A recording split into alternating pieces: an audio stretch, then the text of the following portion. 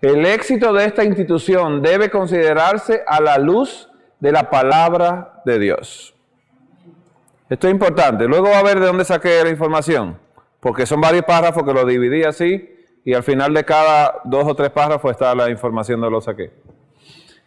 Es importante esto, hermanos, porque a veces uno aprende cosas. ¿Ves? Cuando uno llega a una universidad, a una escuela, uno procesa información con el cerebro. Procesar información no es lo mismo que obedecer la palabra de Dios. No es lo mismo. O sea, el conocimiento humano que uno adquiere en la tierra no es lo mismo que entrar en un contacto con Dios y a obedecerle plenamente y que Él transforme nuestro carácter, porque Él es el único que lo puede hacer, a través de la contemplación del carácter de Él.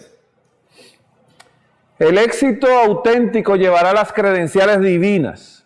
Los obreros de Dios se regocijarán en el Señor y al mismo tiempo estarán satisfechos con sus propios esfuerzos. El momento de regocijarse en el Señor, debido al éxito, será el momento de humillarse debido a lo que todavía falta por hacerse a causa del descuido y la infidelidad. ¿De quién es la infidelidad? Nuestra. ¿Está entendiendo esto? Nosotros estamos tarde para este mensaje. Estamos tardos para llevar a cabo la obra de Dios. Estamos tardos. Así que cuando nos estemos regocijándonos, porque uno se pone bien contento, el Señor quiere que nos humillemos en ese momento. ¿Estamos de acuerdo en eso?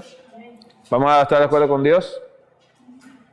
Los hombres que aceptan posiciones en cualquiera de nuestras instituciones debieran hacerlo comprendiendo plenamente cuáles son sus responsabilidades. El Señor ha prometido ser una ayuda real en todo momento de necesidad, de modo que no existe ninguna excusa para no estar haciendo un trabajo misionero más cabal en el sanatorio. Dice que el Señor no ve excusa alguna en nosotros, ninguna. Debiera prestarse más atención a obtener capacitación para cada deber. Si usted está aquí, aproveche todo. Él no sabía, el pastor mencionó eso. Eso es importante también. Todo lo que se aprende acá es para el uso en la obra misionera del Señor. Los obreros debieran procurar mejorar para hacer su obra en la mejor manera posible y con fidelidad, a fin de obtener la aprobación de Dios. Las oportunidades para hacer el bien siempre han estado fuera del alcance de los obreros, porque estos han fallado en verlas y aprovecharlas. Porque el enemigo de los rectos ha ejercido un poder controlador sobre sus mentes. Y aquí fue que saqué estas informaciones que usted está viendo. Hemos hablado de la mente un poquito, ¿verdad? Dios no quiere que nosotros pensemos tanto en nosotros mismos. En el libro El Camino a Cristo dice que cuando nosotros apartamos, dice, nuestros pensamientos se ocupan de nosotros mismos, nos apartamos de Cristo. Y es el momento que el enemigo aprovecha de que yo pienso mucho en mí mismo y aprovecha esa oportunidad para que entonces el egocentrismo se haga más fuerte en nosotros. Estas palabras me, yo, mi, me, son un poco peligrosas. Cuando usted la piense, trate de pensar lo que pensaba el Señor antes de hacernos a nosotros. ¿En quién pensaba Jesús? En nosotros. ¿Y cuando hizo el mundo? En nosotros. ¿Y cuando hizo el agua? En nosotros. ¿Y cuando hizo las frutas? En nosotros. Y cuando lo terminó todo, pensó en nosotros. Y cuando Él pensó en nosotros más, fue antes de crearnos, porque pensó que si algo fallaba, Él iba a inmolarse por nosotros. ¿Se entendió esto? Así que Él se inmoló, ¿por quién? Por nosotros. Y no quiere que el pensamiento nuestro esté centrado en quién, en nosotros, si nosotros que pensemos en los demás. Esto es una trampa muy grande que el enemigo tiene. Entonces, si alguien nos trata mal, ¿cuál es el conflicto? El conflicto es que el que nos trata mal a nosotros no lo hace a través del Espíritu Santo. ¿Verdad que no? Es una influencia diferente. Entonces nosotros tenemos que saber de dónde viene el ataque, que nuestra lucha no es contra carne o sangre, como ya dijimos ayer, sino principados y potestades, ¿no?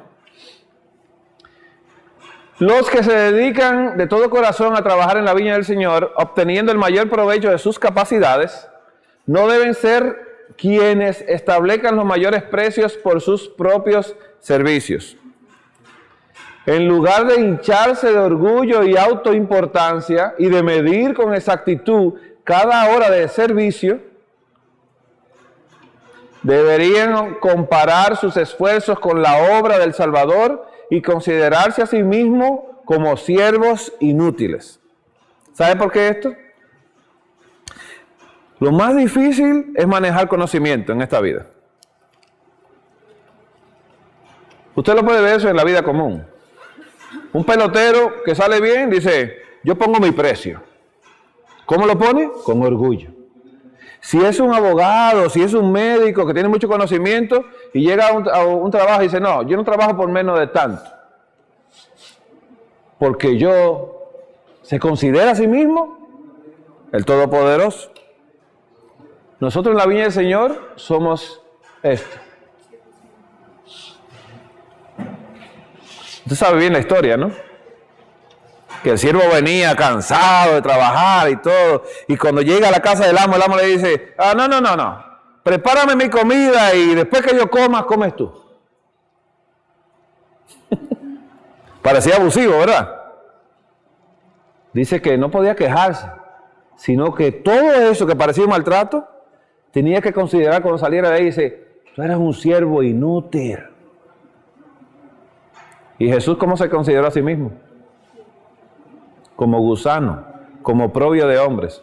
¿Cómo me considero yo en esta obra del Señor? Cuando uno tiene conocimiento y es bueno en masaje, es bueno en hidroterapia, es bueno en herbología y sabe conocimiento de cocina y todo esto, usted lo sabe para usarlo en la obra del Señor, pero no para envanecerse con lo que sabe.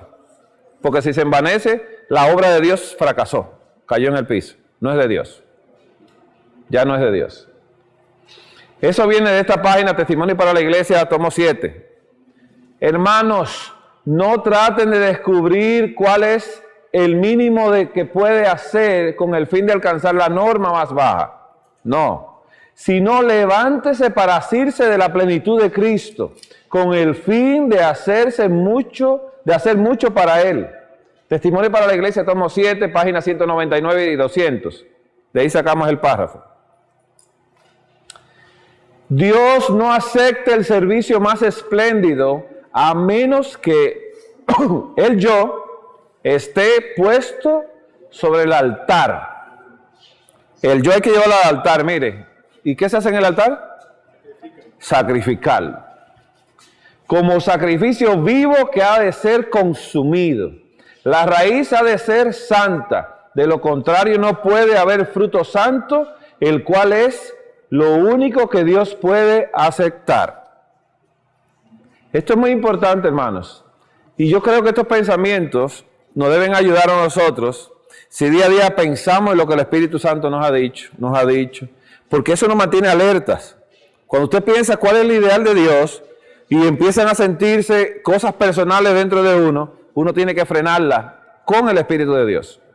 Totalmente. Mientras que las ambiciones mundanas, los proyectos terrenales y los mayores planes y propósitos de los hombres perecerán como la hierba. Los entendidos resplandecerán como el resplandor del firmamento, y los que enseñan a justicia a la multitud como las estrellas a perpetua eternidad. Testimonios para la Iglesia, tomo 7. 248 y el 249 y el 487 dice lo mismo también. Deberíamos tener cuidado de conectar con todos nuestros sanatorios a personas que representen correctamente la obra. Los caracteres deben formarse aquí, siguiendo la similitud divina. No es la ropa costosa lo que nos dará influencia. En cambio, por medio de la verdadera humildad cristiana, debemos exaltar a nuestro Salvador. Nuestra única esperanza de tener éxito en hacer el bien a la gente del mundo que acude a nuestros sanatorios como pacientes es que cada miembro del personal mantenga una conexión viva con Dios. Sin esto, hermano, eso fracasa. ¿Usted conoce la India María? La India María fue al sanatorio del doctor Ramírez, ahí en Canoas, México. Y el Señor la sanó a ella del cáncer de seno. ¿Y sabe qué se inspiró ella? A poner un sanatorio. Como manejaba el dinero, colocó un sanatorio y equipos y todo moderno y masaje y todo. Pero cerró. Porque los negocios de Dios son negocios de Dios. Y donde no está el Espíritu Santo, no va a haber una sanidad completa. Y los planes de Dios, Satanás no los puede duplicar. No son completos. Fuera de Jesús, no hay sanidad. No hay sanidad. La gente mejora y parece estar sano cuando están totalmente extraviados de la verdad. Quiero hacer un comentario allá en este pie donde nosotros vivimos. Hay un hermano que todo lo que se ha aprendido aquí lo conoce. Y empezó bien en la obra de Dios, pero como le estaba yendo tan bien con los pacientes, hizo su casa como tipo clínica, ¿eh? Entonces quitaba piedra en la vesícula, tratamientos de masaje, aromaterapia y todo. Pero llegó un momento en que empezó a cobrar más caro, hasta 15 o 20 mil pesos.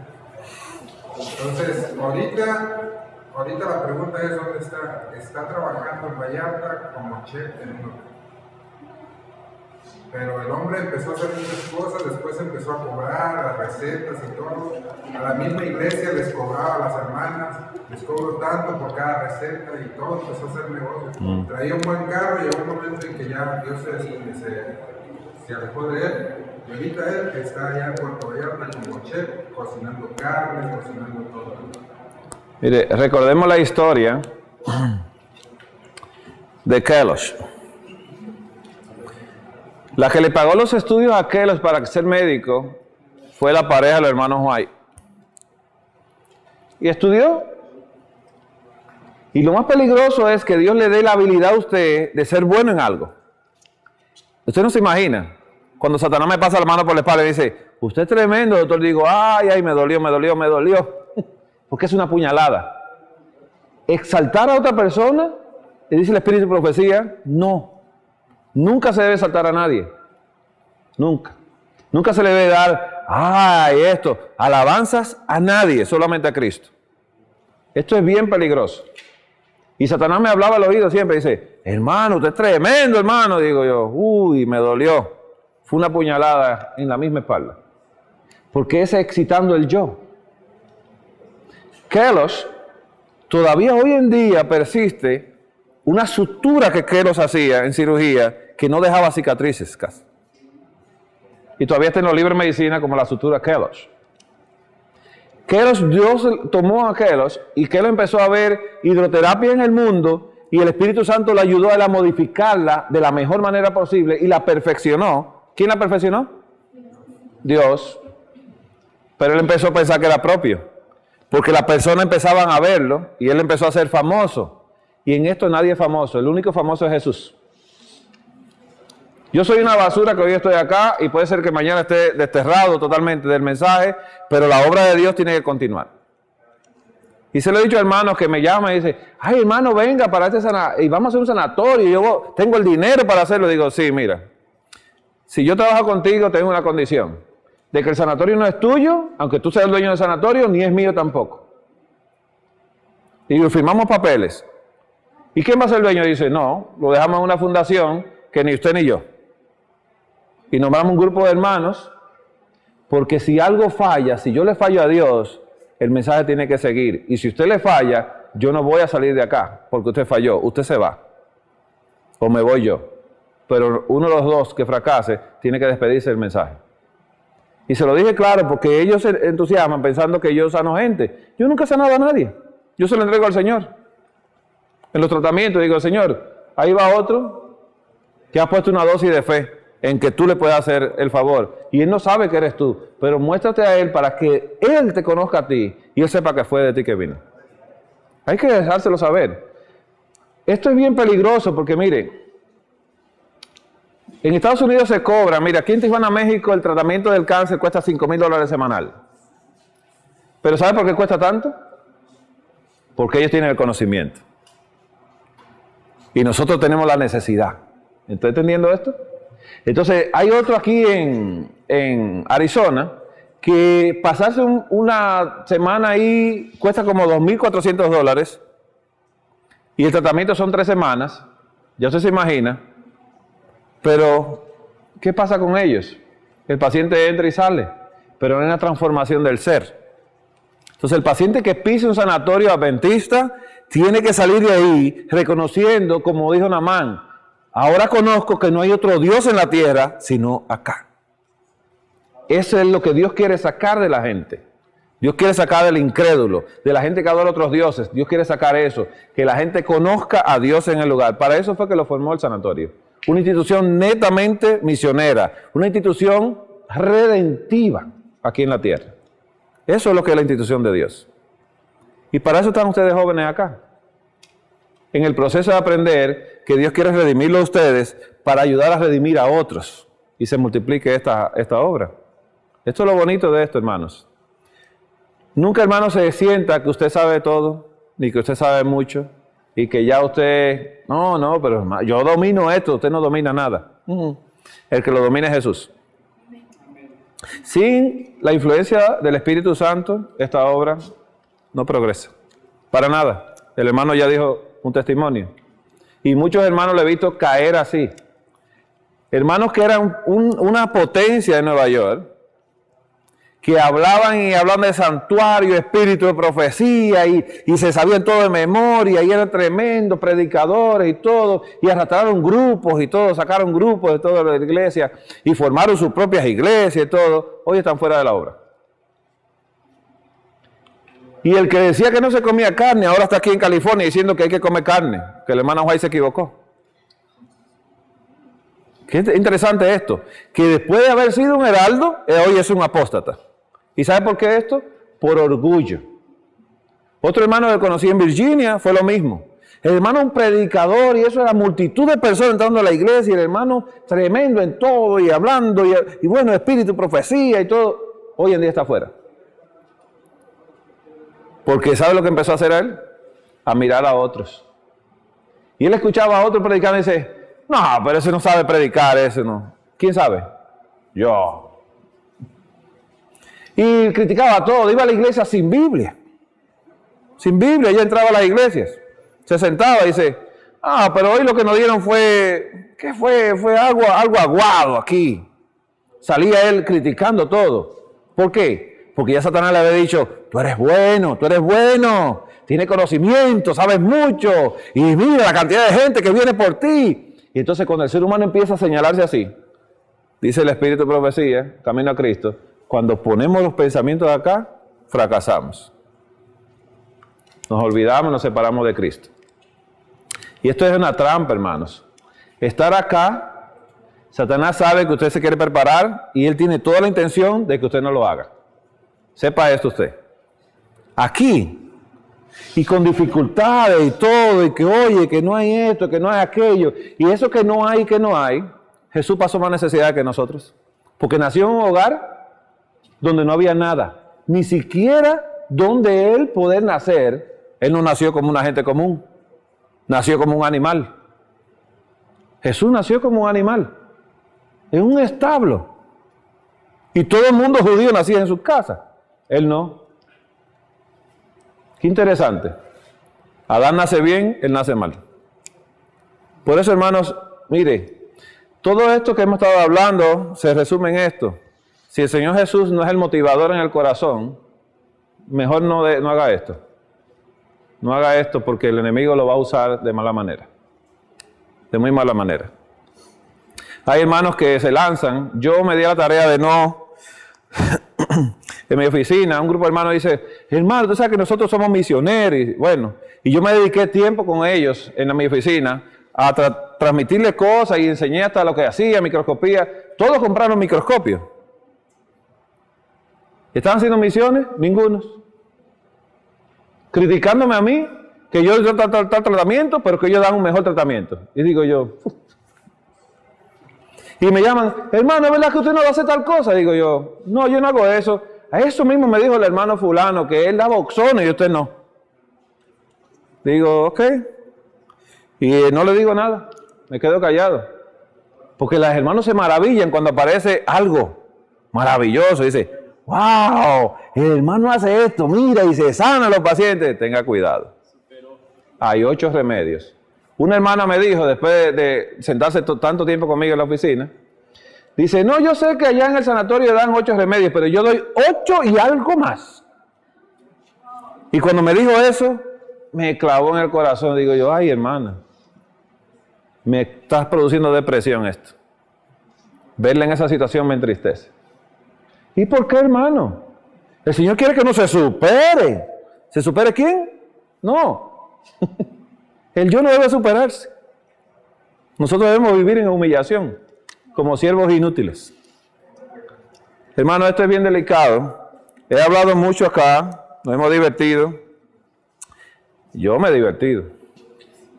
Pero nosotros tenemos que hablar en esta hora de la fe.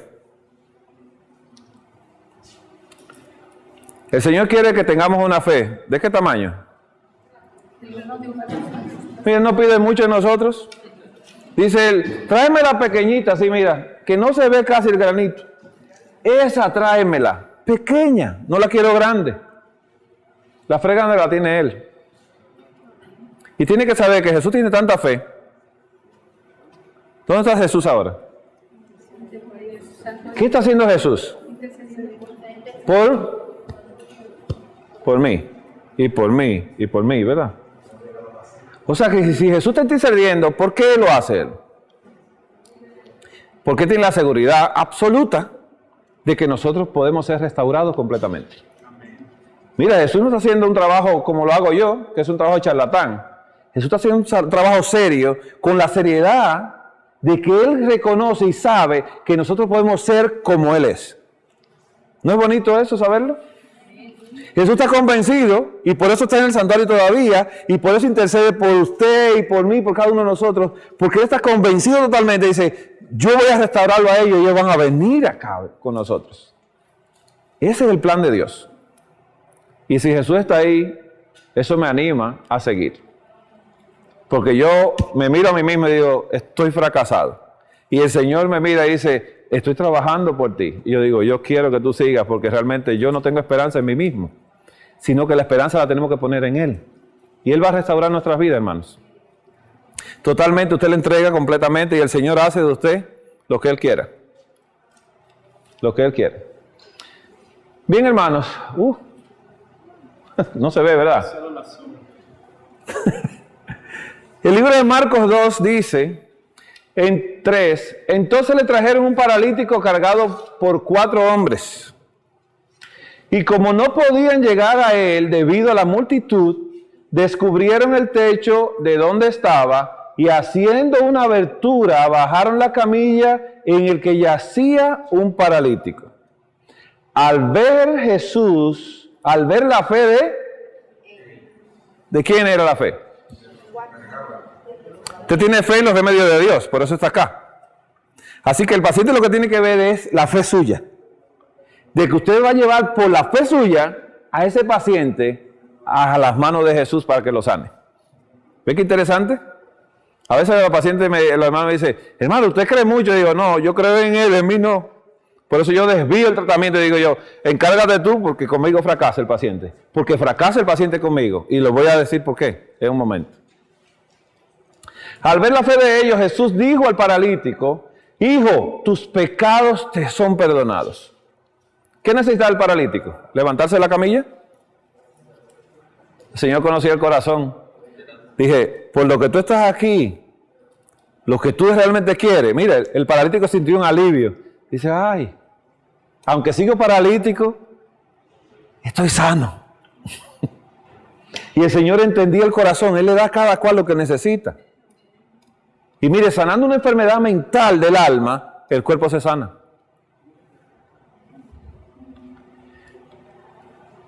La reforma por salud y la oración por el enfermo. Eso está en la página, no recuerdo la página, ¿no? 664 de Joyas de los Joyas Testimonios. Ok. Dice, para obtener y conservar la pureza, los adventistas del séptimo día deben tener el Espíritu Santo en sus corazones y en sus familias.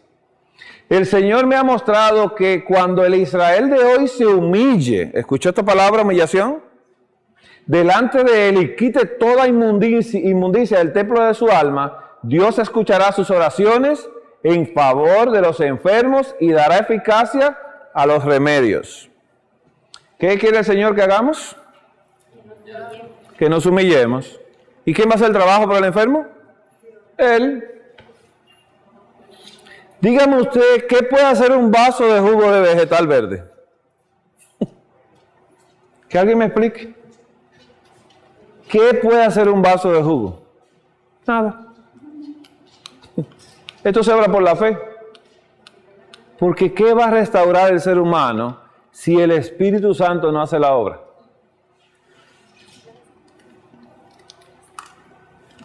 La página 28 del Consejo sobre el Régimen Alimenticio dice: cuando el agente humano haga con fe cuanto pueda para combatir la enfermedad, por los sencillos métodos de tratamiento que Dios indicó, el Señor bendecirá estos esfuerzos. Perdón. Si después de haberse dado tanta luz, el pueblo de Dios continúa fomentando sus malas costumbres y sigue, dice, complaciendo sus apetitos en oposición a la reforma, sufrirá las consecuencias inevitables de la transgresión. Dios no salvará milagrosamente de las consecuencias de sus faltas a aquellos que están resueltos a satisfacer a toda costa su apetito pervertido. Les advierto, en dolor seréis sepultados. Como dice Isaías 50:11.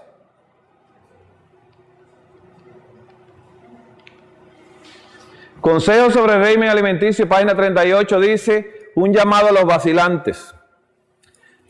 El dejar de seguir los sanos principios ha echado a perder la historia del pueblo de Dios. Tenemos que tener una historia nosotros, ¿sabes? Ha habido un descuido continuo en la reforma pro salud y como resultado de ello es deshonrado por una gran falta de espiritualidad. Dios es deshonrado, hermanos. Se ha erigido barreras que nunca se habrían visto ni si el pueblo de Dios hubiera andado en la luz. ¿Permitiremos nosotros los que hemos tenido tan grandes oportunidades que la gente del mundo se nos adelante en la reforma pro salud? ¿Rebajaremos nuestras mentes y abusaremos de nuestras facultades con una forma equivocada de comer? ¿Violaremos la santa ley de Dios siguiendo prácticas egoístas? ¿Llegará nuestra inconsecuencia a ser un objeto de oprobio? ¿Viviremos una vida tan diferente de la de Cristo que el Salvador se avergonzará de llamarnos hermanos? Esto hay que meditar estas preguntas. ¿Para quién son estas preguntas, hermanos? Mire, cuando uno lee Espíritu y Profecía, y a veces yo conozco hermanos y que toman esto para decirle a la iglesia que está mal. Esto es para mí. El Espíritu y Profecía es algo personal y la Biblia es algo personal, de consumo personal para la persona que la está leyendo. Estas preguntas son dadas para mí. Y nosotros tenemos que verla así, en forma particular. Porque cuando se lee el Espíritu y Profecía dice, la iglesia está mal, está muy mal la iglesia. Y entonces usted está mirando hacia afuera y no está mirando hacia adentro. Que el problema es que yo estoy mal, estoy atrasado. Esa historia del pueblo de Dios, ¿cuál era la historia que tenía que contarse? ¿Cuántos años hace que Dios dijo que el pueblo tenía que salir de las ciudades? Más de 150 años. 1885 hasta ahora. ¿Quién sabe matemática, el inglés? Hermanos, parecería que el plan de Dios era que el pueblo fuera pobre. Pero cuando Dios le dijo al pueblo que saliera, la tierra estaba barata y el campesino se iba del campo a la ciudad a trabajar para hacer dinero. Y las ciudades empezaron a llenarse y a llenarse. Y se fundó Nueva York y se fundó todo aquello. Y empezaron las ciudades a llenarse de personas y el campo a ser abandonado. Si el adventista hubiese comprado las tierras, y el hermano compra la suya, el hermano la suya, el hermano la suya, y empezamos nosotros a comprar toda la tierra hoy en día hubiese sido del adventista del séptimo día. La producción de alimentos de la tierra hubiese dependido del adventista del séptimo día.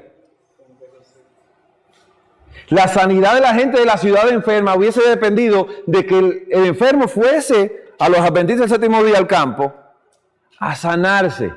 Los problemas matrimoniales se resolvían fuera de las ciudades con los modelos de familia de los adventistas del séptimo día viviendo en los puestos de avanzada. Y la tierra completa hubiera sido cultivada orgánicamente por los adventistas del séptimo día.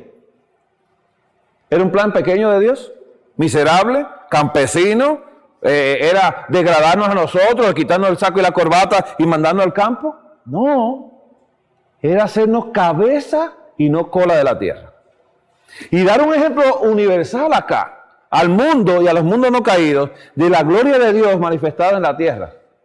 De un pueblo que obedeció totalmente todo. Y era un pueblo que iba a prestar y no tomar prestado. ¿Lo dice la palabra de Dios, sí o no? Hoy en día estamos llenos de deudas. Yo estoy lleno de deudas. Perdiendo la casa y todo. Porque no conocí ni obedecí la voz de Dios desde el principio. Un hogar totalmente ido de lo que era buscar de Dios. Y así. Pero el plan de Dios no era fracasar. Era que esta obra fuera poderosa en la tierra. Y hoy en día no estuviesen hablando a la gente, no. Sino que hablaban, dice, está enfermo. Y dice, no, vete allá. Hay un profeta allá en Samaria. Y si mi amo le rogase, él le sanaría de esa lepra. Allá está él. Y él reconoció que no había otro Dios sino ahí. Dijo, aquí es que está Dios. Dios vive aquí. Y el mundo de afuera hubiese conocido al Señor. Y nosotros fuéramos a la ciudad a llevar los productos que cultivamos. Y molestamos las ciudades. Le damos el ejemplo y nos retiramos otra vez al campo a seguir nuestra labor. ¿Hubiese sido gloriosa? No era un plan pequeño, y le dio, dice, sale al campo, y dice, ay, pero al campo, a pasar trabajo, ahí no, ni luz, ni nada de eso. Ay, hermanos, no se imaginan. El plan de Dios no era pequeño. Yo lo empecé a desglosar y a leerlo poco a poco, y cuando yo vi, Dios quería que el pueblo de Dios poseyera la tierra cultivable completamente de la tierra. Totalmente. Un plan poderoso. Imagínense, ¿cuántos millones de adventistas hay hoy? ¿Sabe cuántos hay? Hay 20 millones de adventistas en la tierra. Y no hay 20 millones de Pablo, ni 20 millones de Daniel. Eso es lo triste. No hay 20 millones de Daniel. Pero Dios quería un pueblo, un real sacerdocio, gente santa, pueblo adquirido por Dios. Dios quería ese pueblo para hacer un sacerdocio en el mundo. Y la tierra hubiese sido dominada totalmente por los adventistas del séptimo día. No era un plan miserable. A veces, cuando uno habla en las iglesias, hay hermanos de pastor que dicen, mis hijos estudiaron en la universidad. Digo, qué orgullo. Porque Jesús no estudió ninguna. Ni Juan el Bautista. Pero ¿podía una mente superar la mente de Jesús y de Juan? Come on. ¿Y Adán dónde estudió? ¿Quién le enseñó a Adán? Si la palabra de Dios dice, y seremos enseñados por Dios. Y en este lugar, Dios le puede hablar a cada uno de nosotros en forma particular, cuando nuestra vida se consagre por completo y estemos en el campo y el Señor empieza a dar ideas y la mente empieza a ponerse como, ¿qué pasó? ¿Qué pasó? Donde Dios más me ha hablado a mí es cuando yo me he ido a ese sanatorio en la República Dominicana. Por eso yo no puedo pasarme un sábado en la ciudad. Porque cuando yo me voy, en la madrugada el Señor me despierta y me dice, párate vago, vamos a hablar. Y el Señor empieza a cambiarme tantas cosas erróneas que tengo en la cabeza. Y yo decía así, esto no es así, esto es así. Y me empieza a mostrar la forma y yo me quedo impresionado y bajo bien humillado. pero bajo feliz por dentro, porque sé que el Señor me ama y está comunicándose conmigo para que yo salga del error. Y eso es lo que Dios quiere con nosotros. Estamos tarde porque ya Satanás ha colocado las casas bien baratas en la ciudad y las tierras bien caras en el campo y dificulta en el campo toda posibilidad de poder vivir en él. Porque estamos en el tiempo final ya viviendo. Y es triste que esto suceda así. Cuando usted ve las estadísticas, los matrimonios adventistas divorciándose todos. Y hay hermanos que se divorcian aquí y se salen de esta iglesia y se casan con otra hermana en otra iglesia y se bautizan allá otra vez. Digo, la mente está dividida, está entorpecida. ¿Qué hace que yo me moje en una pileta de agua en otra iglesia cuando estoy desobedeciendo a Dios en sus mandamientos? No importa cuántas veces se moje, no importa que lo escriban allá y digan, le vamos a poner como anciano. A un hermano de la iglesia lo engañaron así. Casado con una hermana, el hermano era un anciano de iglesia y empezó un problema Satanás a causar entre ellos dos. Se divorciaron, el pastor lo removió del cargo a él y él se enojó con el pastor, se fue a otra iglesia y empezó a pelear con ese pastor de esa iglesia porque el pastor predicaba de cosas incoherentes y otras cosas y ese pastor se le acercó y le dijo, oye, yo te necesito aquí. Tú eres bien bueno en esto y gracias por todo lo que tú me aconsejas. El pastor bajándose. Yo le dije, hermano, eso es un problema. El ser humano no se humilla delante de otro. Ese pastor lo hizo primer anciano de esa iglesia y él dejó de atacar al pastor. ¿Qué le parece esto? Satanás nos toma por donde yo quiero actuar. Yo quiero hacer mi voluntad. Satanás dice, claro, hombre, tú eres una persona independiente, no te debes gobernar. Eso mismo se lo dijo a Eva. ¿Para qué necesita a Dios si tú puedes ser Dios? Vamos a hacer esto. Hermanos, Consejo sobre régimen alimenticio, página 38, también dice, no haremos en cambio la obra médico-misionera, que es el evangelio en acción. Evangelio en acción. Viviendo de tal manera que la paz de Dios pueda dominar en nuestro corazón. No quitaremos todo obstáculo que esté ante los pies de los no creyentes, recordando siempre que es lo que cuadra a una profesión de cristianismo. Mucho mejor es abandonar el nombre de Cristo que hacer profesión y al mismo tiempo complacer los apetitos que fortalecen las pasiones no santificadas. Dios exige, no pide. Exige que todo miembro de la iglesia dedique su vida sin reservas al servicio del Señor. Una exigencia de Dios. Dios no quiere, no, ven, dedícate a medias aquí. Y la gente se conforma que yo soy director de escuela sabática y presento un programita, el otro viene y presenta otro programita, y en religión sacan 100. No estamos para religión. No estamos para sacar buenas notas en religión. Y en la iglesia, ay no, el hermano me ha presentado un programa de escuela sabática. Ay, hermano, cálmese. El programa de escuela sabática nuestro es que nosotros entreguemos nuestra vida sin reservas al servicio del Señor. Esa es la escuela sabática del Señor. Ese es el estudio. Es el estudio. Que nuestra vida diariamente es una vida de entrega. Como Pablo dijo, cada día muero. Debemos de morir todos los días. Él pide una reforma decidida. Toda la creación animal, dice, toda la creación gime bajo la maldición, toda la creación. La reforma pro salud es una rama de la obra especial de Dios en beneficio de su pueblo. Vi que la razón por la cual Dios no escuchó más plenamente las oraciones de sus siervos en favor de los enfermos que hay entre nosotros es que Él no podía ser glorificado al hacer tal cosa mientras estuviéramos violando las leyes de la salud. También vi que Él ha dispuesto que la reforma pro salud y el Instituto de Salud preparan el camino para la oración de fe, que la oración de fe fuera plenamente contestada. La fe y las buenas obras deben ir mano a mano para aliviar a los afligidos que se hallan entre nosotros, a fin de hacerlos idóneos para glorificar a Dios aquí y salvarlos a la venida de Cristo. Este es el mismo Consejo sobre régimen alimenticio. Yo leí, sí dice testimonio 560 y 561, el tomo 1, pero cuando estaba leyendo la página 38, que abajo decía 25, está la 26. Es el consejo número 28. Consejo número 28. Bien. El Ministerio de Curación, página 52, dice: la misma voz que infundió vida al hombre creado del polvo de la tierra, la infundió al paralítico moribundo.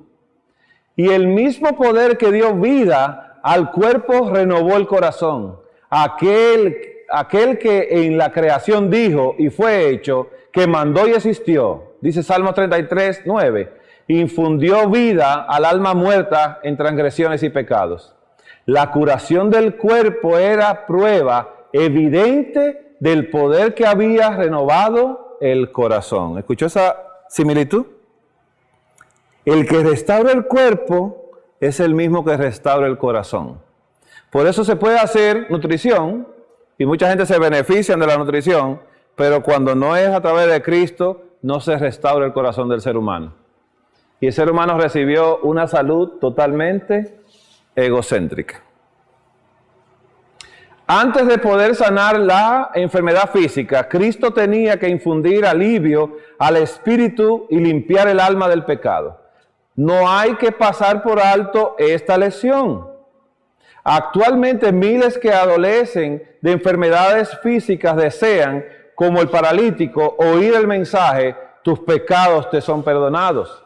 La carga del pecado, con su desasosiego y sus deseos nunca satisfechos, es la causa fundamental de sus enfermedades.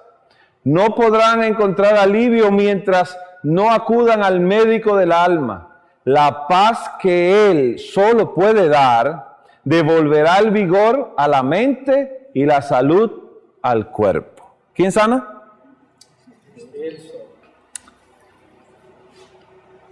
Romanos capítulo 3, versículos 3 y 4 dice: pues si alguno de ellos ha sido incrédulo, su falta de fe anula la fidelidad de Dios.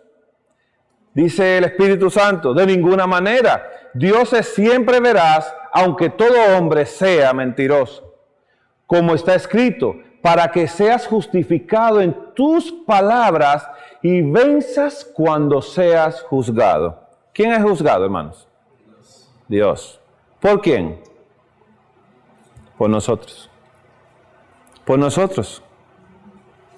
¿Se acuerda cuando Natán fue a David y le dijo? Y le hizo la historia, y David juzgó correctamente. Dice: no, pero ese hombre, dice, ese hombre es tú. Y dice: tú has hecho blasfemar el nombre de Dios delante de los otros pueblos. Dios es blasfemado en ti en lo que has hecho. Tus hechos blasfemaron el nombre de Dios. Eso es tremendo, hermanos. Eso es bien agrio. Muy fuerte. Que se culpe a David de la blasfemia en contra de Dios. Eso no es nada sencillo. Ministerio de Curación, página 40. Cuando Jesús curó a la mujer que sufría de sangrado, 12 años de sangrado, dice que mirando a la mujer, Cristo insistió en saber quién le había tocado. Viendo que no podía ocultarse, la mujer se adelantó temblando y se postró a sus pies. Con lágrimas de gratitud le dijo, en presencia de todo el pueblo, por qué había tocado su vestido y cómo había quedado sana en el acto. Temía que al tocar su manto hubiera cometido un acto de presunción. Pero ninguna palabra de censura salió de los labios de Cristo. Solo dijo palabra de aprobación, procedentes de un corazón amoroso, lleno de simpatía por el infortunio humano. Con dulzura le dijo, hija, tu fe te ha salvado, ve en paz. Cuán alentadoras le resultaron esas palabras. El temor de que hubiera cometido algún agravio, ya no amargaría su gozo. ¿Por qué presunción? Presunción. Vamos a estudiarlo ahora. La turba de curiosos que apiñaban alrededor de Jesús no recibió fuerza vital alguna, porque recuerde que a Jesús lo estaban apretando. Pero la enferma que le tocó con fe quedó curada. Así también en las cosas espirituales, el contacto casual difiere del contacto de la fe. La mera creencia en Cristo como Salvador del mundo no imparte sanidad al alma, la mera creencia. La fe salvadora no es simplemente simple asentimiento, dice aquí, a la verdad del Evangelio. La verdadera fe es la que recibe a Cristo como Salvador personal. Dios dio a su Hijo unigénito para que yo, mediante la fe en Él, no perezca, mas tenga vida eterna. Al acudir a Cristo conforme a su palabra, he de creer que recibo su gracia salvadora. La vida que ahora vivo, la debo vivir en la fe del Hijo de Dios, el cual me amó y se entregó a sí mismo por mí.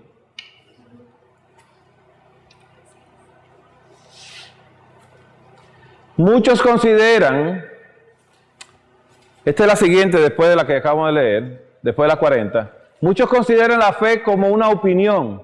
La fe salvadora es una transacción. ¿Escuchó esto? ¿Escuchó la transacción? ¿Saben lo que es esto, no? Un negocio. ¿La mujer le pidió permiso a Jesús para coger la sanidad? ¿No? No le pidió permiso. Ella creyó, dijo, no, si yo lo toco yo me sano. Y tomó la sanidad y la tomó para ella.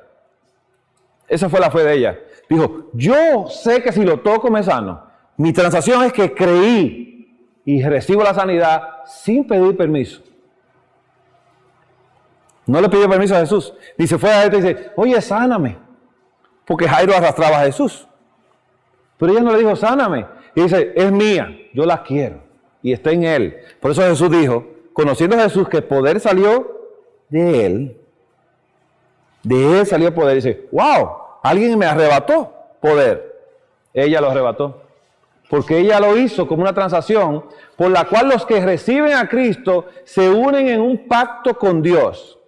Una fe viva entraña un aumento de vigor y una confianza implícita que, por medio de la gracia de Cristo, dan al alma un poder vencedor. La fe es más poderosa que la muerte para vencer. ¿Escuchó esto? El paciente puede tener la muerte ahí pintada, pero la fe es más poderosa que esa muerte. Si logramos que los enfermos fijen sus miradas con fe en el poderoso médico, veremos resultados maravillosos. ¿Cuál es nuestra misión?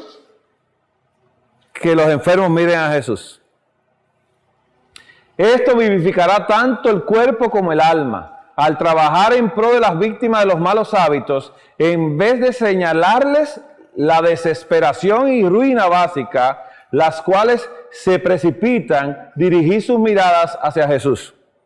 Hay gente que cuando va a tratar algo, a alguien le dice, no, fue que tú cometiste muchos errores en el pasado, tú sabes, y se lo dice con dulzura a veces. No, lo que pasa es que tú cometiste muchos errores y esto y aquello. Jesús no le decía nada a la gente. Solamente quería que se acercaran a Él, que lo miraran a Él. Haced que se fijen en las glorias de lo celestial. Esto será más eficaz para la salvación del cuerpo y del alma que todos los terrores del sepulcro, puesto que delante del que carece de fuerza y aparentemente de esperanza, ¿quién es? Jesús. Dice, no tengas temor de eso. No te vas a morir. Hechos 14, 27. Al llegar, reunieron a la iglesia y relataron las grandes cosas que Dios había hecho con ellos y cómo había abierto a los gentiles la puerta de la fe. ¿Quiénes fueron ellos? Los apóstoles, los discípulos del Señor, Cuando hicieron el trabajo del Señor, ¿qué pasó? Que Dios abrió la puerta para que la gente tuviese fe. Porque nosotros no tenemos fe.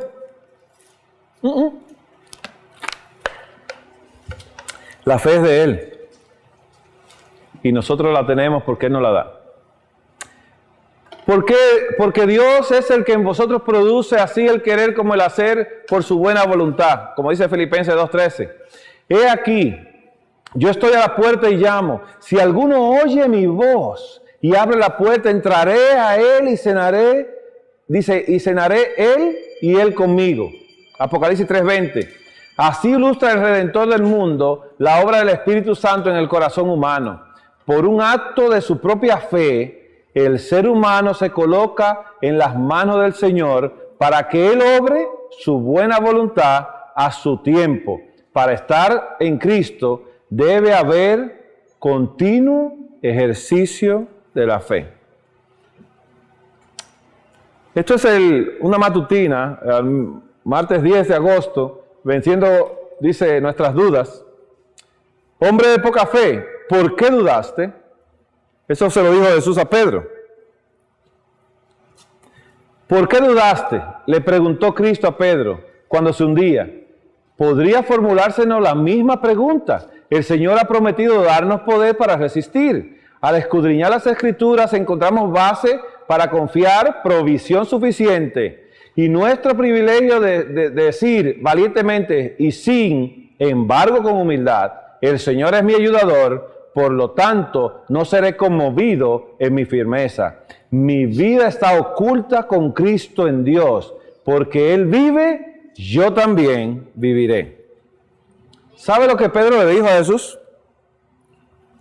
Lo primero que le dijeron los discípulos en la barca fue a Jesús fue una palabra. Cuando Jesús venía caminando las aguas, ¿qué le dijeron? ¡Fantasma! ¿Creían en los muertos ellos? Sí. Creían en los muertos. Espiritismo. Oiga lo que tenía en esa época. Espiritismo. ¿Qué otra cosa pasó? Que él dijo, no temáis, soy yo. Y Pedro dice, si eres tú, ¿qué es una pregunta? ¿De duda? Di que yo vaya a ti. ¿Y si era el diablo? Que le decía, sí, ven para que te mueras. Podría ser Satanás. Satanás puede caminar sobre las aguas, ¿sabe eso? Sí. Así que él le dijo, si eres tú, dice él, ven. Y Pedro iba caminando de la persona que había dudado si era Jesús. Qué confianza propia, ¿eh? Pero Jesús no le dijo porque se hundió, porque dudaste, sino porque dudaste. Te dije que era yo. ¿Para qué tú quieres venir si yo voy para allá? ¿Cuál es el problema? Porque él ¿quería qué? Que lo vieran. Él dice, mírame, ¿eh? Yo hago tratamiento y de terapia, y hago todo, y se sanan los pacientes. Hay hermanos que dan charlas así, que dicen que ellos curan esto, curan aquello. Nosotros no curamos nada. El ser humano no cura nada. Prometamos ante Dios y los ángeles celestiales que no deshonraremos a Dios pronunciando palabras de desánimo o incredulidad. Cerrar la puerta a la desconfianza y abrir ampliamente la puerta a la fe. Invitad al huésped celestial al templo del alma. Esto está en la Review and Herald de 9/6/1896. Podéis elegir quién gobernará vuestro corazón y controlará vuestra mente. Si elegís abrir la puerta a las sugestiones del maligno, vuestra mente estará llena de desconfianza y rebeldía. Podéis manifestar vuestros sentimientos, pero cada duda que expreséis en una semilla, es una semilla que germinará, y sabe lo que hace germinado, y dará fruto en la vida de otro, y será imposible contrarrestar la influencia de vuestras palabras. Mateo 7:24. A cualquiera pues que me oye estas palabras y la pone en práctica, lo compararé a un hombre prudente que edificó su casa sobre la roca. Descendió la lluvia, vinieron ríos, soplaron vientos y golpearon contra aquella casa. pero no cayó porque estaba cimentada sobre la roca. Pero cualquiera que me oye estas palabras y no las practica, lo compararé a un hombre insensato que edificó su casa sobre la arena. Descendió la lluvia, vinieron ríos, soplaron vientos y dieron con ímpetu contra aquella casa. Y cayó y fue grande su ruina. El hermano puso un ejemplo. Puso su confianza en sí mismo. Mateo 8, 7 al 13, Jesús le dijo, yo iré y los sanaré. ¿A quién le estaba diciendo Jesús esto? A un mensajero de un centurión. Respondió el centurión y dijo, Señor, no soy digno de que entres bajo mi techo. Solamente di la palabra y mi criado sanará. ¿Sabe qué es esto, hermanos? Si Jesús hubiese entrado a la casa del centurión, ¿qué hubiese pasado con los discípulos? Hubiesen rechazado a Jesús. Porque cuando Pedro fue, los discípulos lo enfrentaron a Pedro, lo del Señor, a donde es Cornelio. Así que iba a haber un conflicto, pero Jesús arriesgó todo. Dice, ¿qué quiere él? Dice, yo voy y voy a entrar ahí. Y los discípulos, me imagino, en el camino mirándole la cara a Jesús, dice, ¿y se atreve? ¿Se atreverá? Porque si entraba, la obra quedaba chasqueada. Pero ¿sabe qué dijo Jesús? Dice el centurión, pues también yo soy hombre bajo autoridad y tengo soldados bajo mis órdenes. Y digo a este, ve y va, y al otro, ven y viene. Y a mi siervo, hace esto y lo hace. Wow, dice él. El centurión dice, yo soy hombre de autoridad, pero tú tienes autoridad que no tengo yo. Las cosas que tú puedes hacer, dilo. Tú tienes orden, da la orden. ¿Creyó ese hombre? Al oírlo, dice, al oírlo Jesús se maravilló y dijo a los que lo seguían, de cierto os digo que ni aún en Israel, ni Gamaliel, ni Caifás, nadie, dice, he hallado tanta fe. Eso fue un insulto, ¿sabe esto? Fue insultante esa palabra. Y el judío se quedaba, wow, ni los que andaban con Jesús tenían fe. Os digo que vendrán muchos del oriente y del occidente y se sentarán con Abraham, Isaac y Jacob. Y dice, en el reino de los cielos. Pero los hijos del reino serán echados a las tinieblas de afuera. Y allí será el lloro y el crujir de dientes. Entonces Jesús dijo al centurión, vete, y como creíste, te sea hecho. ¿Quién era el dueño de la sanidad?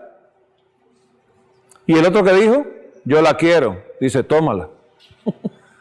Tómala, llévatela. Y su criado quedó sano en aquella misma hora. La sanidad está en Jesús. Usted tiene que cogerla. Dice, mira, yo quiero de eso que tú tienes, que la necesito. Y el Señor dice, tómala. Es para ti. Nosotros vemos la Biblia como un libro de historia. Y vemos las historias y decimos, ay, qué lindo era en el pasado. Mira cómo se sanaba la gente. ¿Y qué está pasando hoy? El Señor Jesús dice, mayores cosas que las que yo he hecho harán vosotros. Pero tenemos que creer en Él, porque no somos nosotros que la vamos a hacer, la va a hacer Él. Nosotros solamente hacemos como la niña, que Naamán tenía, dice, dile que vaya allá, que mire hacia allá, que busque allá, y allá le van a sanar. Mateo 9:28, al llegar a la casa, se le acercaron los ciegos y Jesús les preguntó, ¿creéis que puedo hacer esto? Era un grupo de ciegos, ¿verdad? Y ellos dijeron, sí, Señor. Dice, oh. Entonces les tocó los ojos diciendo, conforme a vuestra fe, os sea hecho. Y los ojos de ellos fueron abiertos. ¿Conforme a quién? Dijeron, ¿usted quiere ver? Dice, ¿usted cree que puedo hacer eso? Dice, sí. Dice, bueno, pues mira, conforme a ustedes se sanan si quieren. ¿Sí o no? Se lo está diciendo claramente. Jesús dice, el problema no soy yo.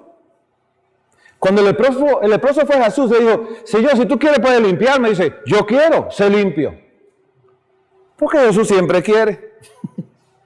Miren, esta obra que nos colocó Él en esta obra que nos colocó, esta obra es para glorificar su nombre. Netamente usted va a ver una y otra vez eso. Y la obra de Dios, si es de Dios, no fracasa. Les voy a contar mi experiencia en un momentito. Juan 4:46 dice, y hasta el 53, cuando oyó aquel que Jesús había llegado de Judea a Galilea, fue a él y le rogó que descendiera y sanara a su hijo, que estaba a punto de morir. Ese es otro parecido a Jairo. Entonces Jesús le dijo, porque Jesús conocía el corazón, si no veis señales y prodigios, ¿no creeréis? Esto fue fuerte, ¿sabe? Pero si vengo a pedirte un favor es porque creo que sí, ¿no? Cualquiera dice, sí, yo vine porque creo. Dice aquí, dice, ¿no creeréis? El oficial del rey le dijo, Señor, desciende antes que mi hijo muera. Jesús le dijo, vete, tu hijo vive. ¿Lo probó Jesús? ¿Le probó la fe? ¿Y qué hizo él?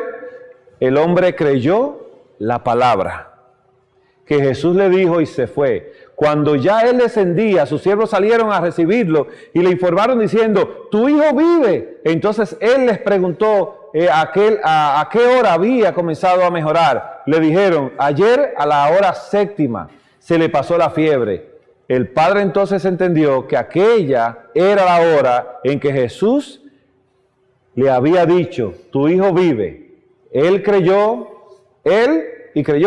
y con toda su casa. Esa es la salvación que Jesús quiere llevar. La salvación que Jesús quiere llevar. Miren, hermanos, ya voy a concluir. ¿Tomamos la Biblia o la dejamos sin Biblia? ¿Con la Biblia? No sé si podemos con la Biblia. ¿Quién me busca Naamán? ¿Quién me busca Naamán? ¿Más rápido que yo?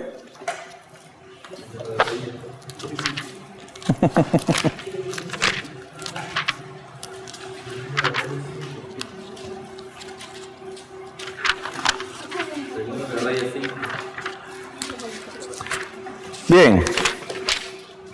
Hermanos, el Señor me amonestó a mí, me amonestó fuertemente, muy fuerte. El peligro del conocimiento es este. Yo he estudiado mucho. Creo yo para mí, ¿no? Un tonto que soy. Pensé yo que había estudiado mucho. Y había aprendido tratamientos. Y confié en los fitonutrientes y las vitaminas. Y en los jugos. ¿Ve? Naamán aquí dice así. Dice aquí que cuando Eliseo, el varón de Dios, dice el 5:8, oyó que el rey de Israel había rasgado sus vestidos, envió a decir al rey, ¿por qué has rasgado tu vestido? Venga ahora a mí y sabrá que hay Dios, hay profeta en Israel. ¿Qué le dijo? Aquí hay mensaje. Aquí hay mensaje. ¿Cuál es de nosotros? Sin miramiento, es decir, usted enfermo, usted dice, no, váyase allá. Esos adventistas ahí, ellos les resuelven el problema. Con esa seguridad. ¿Y sabe qué hace la gente? Se va. Se va.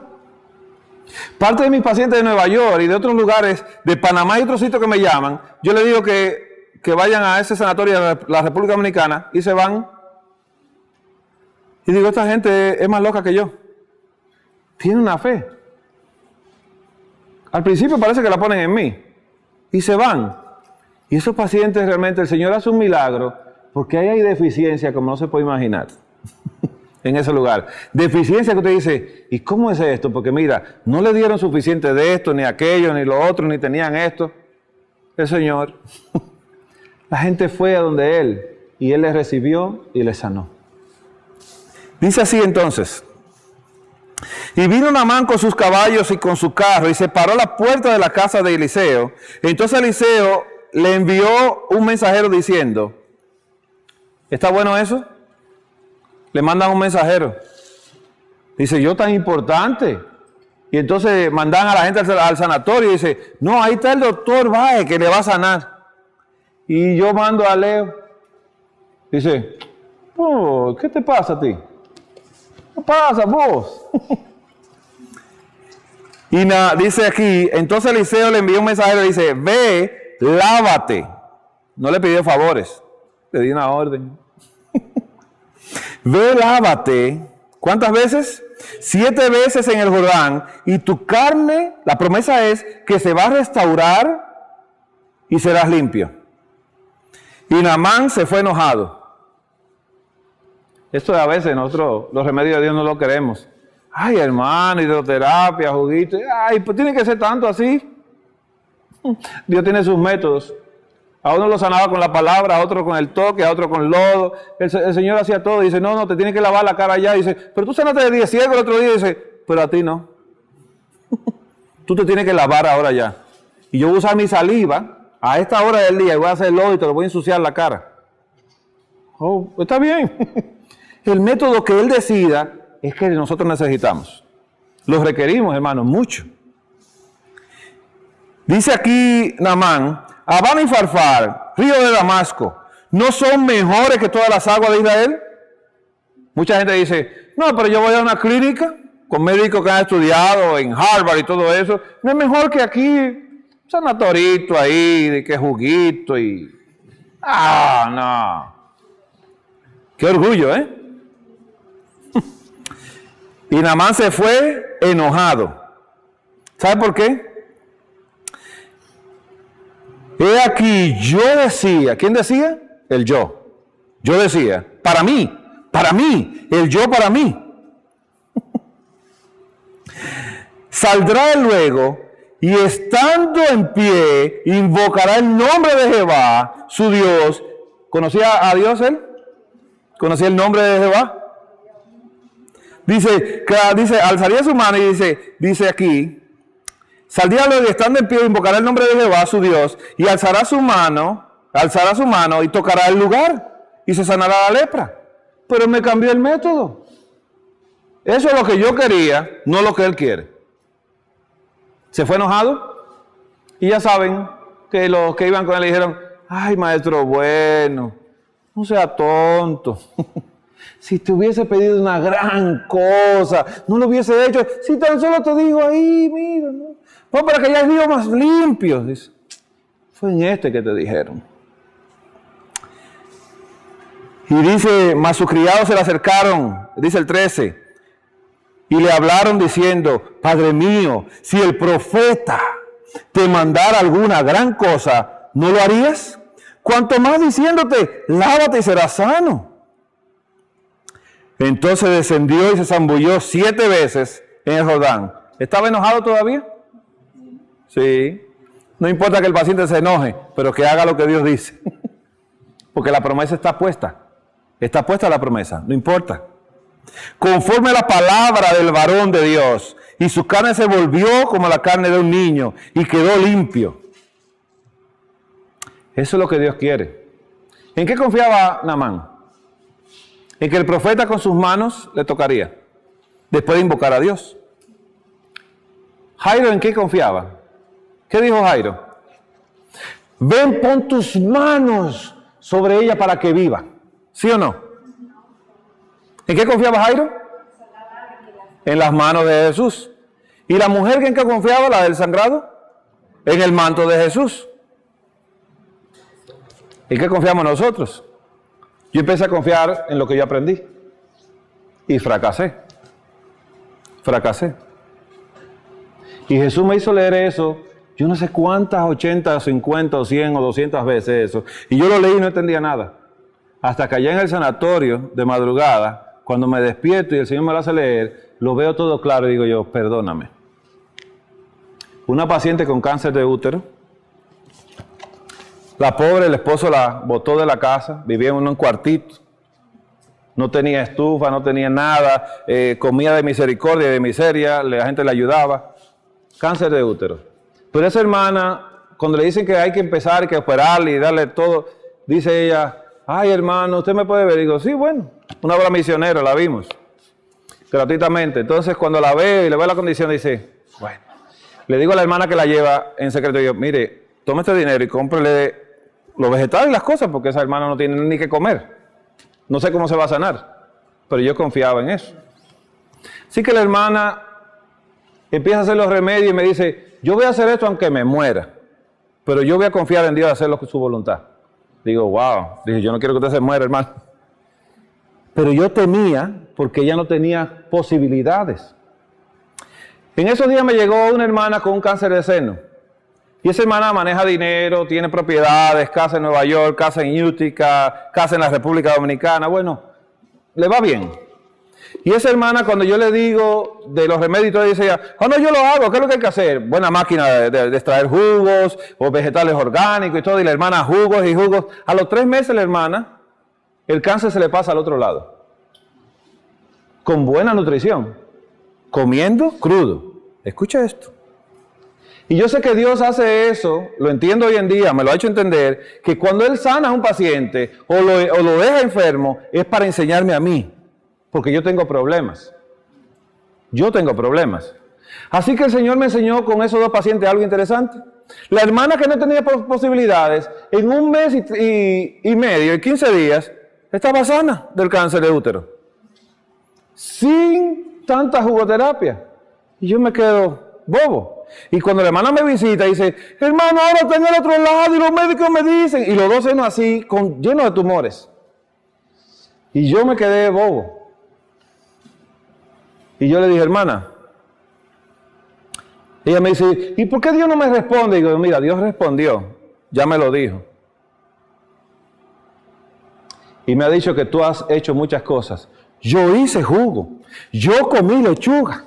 Yo comí crudo y yo hice la hidroterapia y yo hice. Y como lo hizo el yo, fue justicia propia. Y no lo hizo en el nombre ni en la palabra de Dios. No lo hizo en ese nombre. El Señor me enseñó que yo había confiado mucho en lo que había aprendido. Y me destronó. Me destronó. Me dijo, ¿sabes qué le dije a la gente? Le dije algo interesante. Cuando la mujer me tocó, pensaban que yo estaba loco. Y pensaba que el calor me había hecho daño.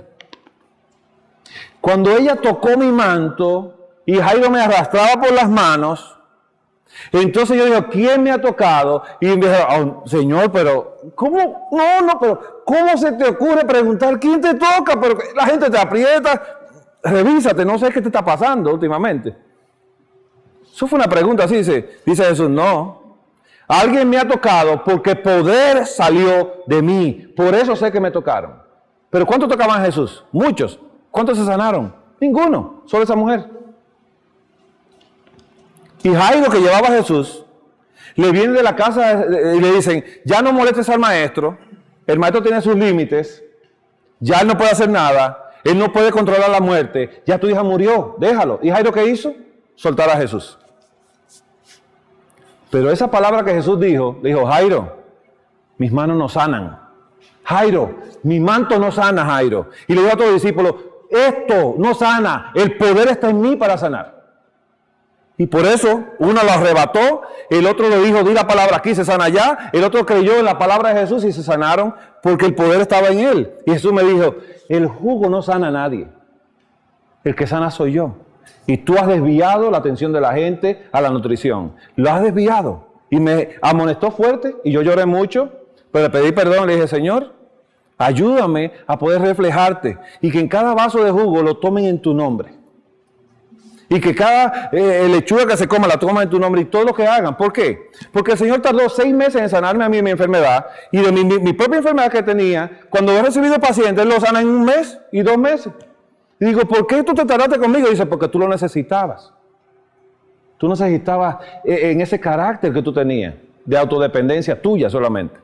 Me amonestó fuerte. Así que recibí una hermana de la iglesia que le diagnosticaron cáncer de seno. Y ya estaba para someterse a una operación y todo. Y ella fue por influencia de un grupo de hermanos que la llevaron. Pero ella no, de Reforma por Salud, que no le hablen. Pues las hermanas le hicieron todo, le hacían los jugos, ella lo pasaba a buscar porque ella maneja taxis, entonces le hacían la comida, ella la pasaba a buscar por la casa de las otras hermanas, o sea, las hermanas le hicieron el tratamiento, pero ella no hizo ni un esfuerzo. Pero el Señor la sanó en un mes. Cuando fue, porque se desapareció del hospital, cuando fue al mes y la revisaron, le dijeron que no tenía nada, que había sido un error, parece. Y ella se pone contenta, pero siguió comiendo todo lo que comía antes. Y yo le dije, Señor, ¿y qué pasó? Dije, te estoy diciendo que soy yo el que sana. Soy yo el que sana. Y me lo dijo muchas veces, y eso me fue golpeando una y otra vez, para ir bajándome que uno no conoce nada. Nosotros no somos nadie. Nadie absolutamente. Así que cuando Jairo soltó a Jesús, le dijeron, no, que ya la mano así dice, mira, Jairo, cree y tu hija vivirá. Y Jesús llevó a Jairo. Y lo llevó. Y él le levantó a la hija. Porque todos nosotros tenemos a Jesús limitado.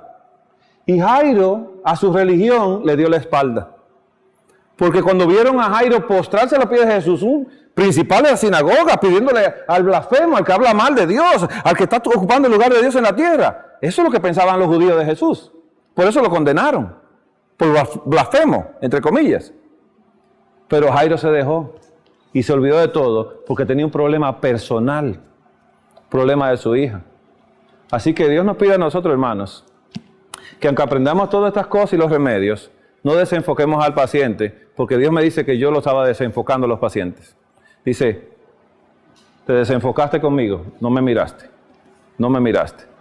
Y yo confié mucho en lo que había aprendido, porque otros que no son que no creen en Dios, hacen los tratamientos y los pacientes se mejoran, pero los míos, no. Dice, los tuyos no se van a mejorar con nutrición, los tuyos se van a mejorar con dirigir la gente a mí a través de la obediencia. Pero es a mí que tiene que dirigirlo. Y desde ese momento, pues, ya yo soy un fracasado y trabajo como fracasado en el departamento de fracasados. Para que el Señor haga su obra, porque nosotros no podemos hacer nada por los enfermos. Hermanos, mire, yo he sufrido mucho, porque cuando uno sale de la universidad, sale creyéndose que es alguien, y después el Señor tiene que humillarlo a uno para que uno sepa que uno no es nada.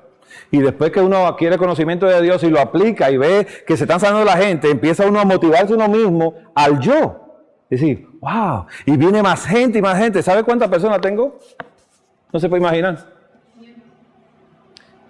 La lista de los pacientes es para 6 meses que están en espera para visitarme. Y cuando ellos llegan molestos y dicen, ¿qué tan importante usted? Dice, yo no tengo importancia.